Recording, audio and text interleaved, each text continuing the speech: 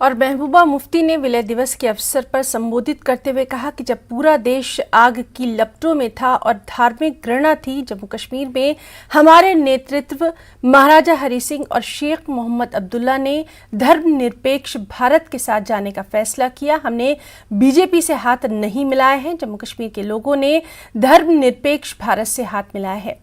महबूबा का कहना है कि 5 अगस्त 2019 को जो कुछ भी किया गया वो नाजायज था।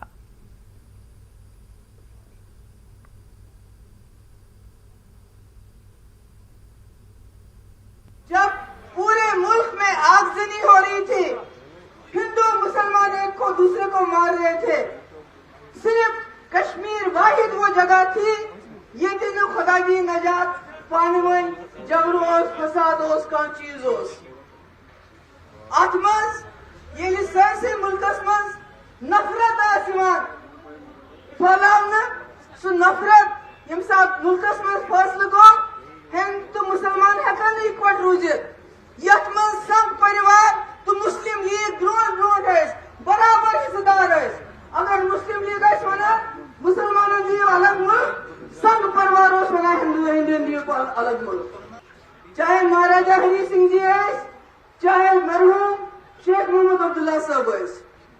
यमो कोर मशवर अस क्या करो अस कोत गसो मजहब किस बुनियाद पर फैसला करें क्या अगर मजहब किस बुनियाद पर यथ पे हिंदुस्तान में पाकिस्तान बनो अगर सु फैसला करो फिर हमारे लिए बड़ा आसान था उधर जाना, मगर हमने सोचा हिंदुस्तान एक जमहूरी मुल्क है,